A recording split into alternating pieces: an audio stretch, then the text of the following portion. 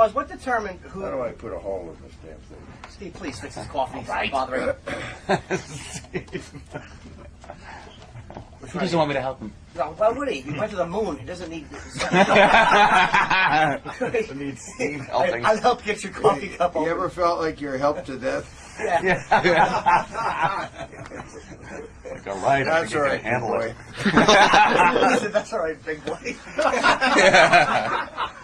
Buzz, what determined... With the painted extremities. What were you thinking as you come down? I mean, you're landing on the moon. What's kind of going through your head as you're the first people to ever do this? We're not really conscious of what's going through our head. We're responding sort of automatically as if you're in a helicopter or a lunar landing training vehicle. As long as it looks okay, you keep going with what's okay. You're all right. And if it doesn't look okay, then you start doing something about it. So you're not dreaming or conscious of what's going through your head. Just doing your job at that point, I would gather. I was wondering about the booster that takes you back up now to the command module. The ascent stage. You're wondering if that's going to fire at some point. That has to cross your mind. You don't want it to fire until you want it to fire. Exactly. Yeah. Well, you don't want to be walking around and watch it take off. That's for sure. But you also do want it to fire when you're in there ready to leave.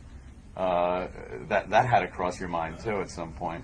No. No. That's called amazing. That's engineering faith. Engineering faith. Yeah. Faith in Grumman.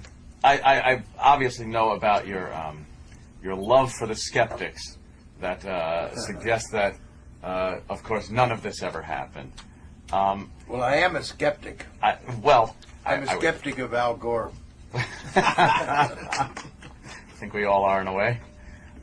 These skeptics that say that this never happened, I can't even believe that they come out with stuff like this. But you obviously have been they get your outspoken. attention. Why are you interested in it?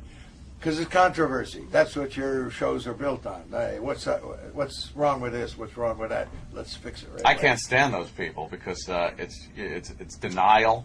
It's some kind of to do is ignore. Ignore. You're just feeding into their routine.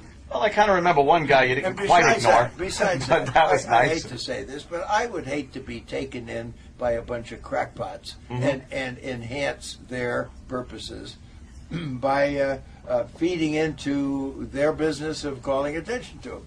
Because that's what they want. Well, I got to tell you, when you kind of popped that guy, I was very proud.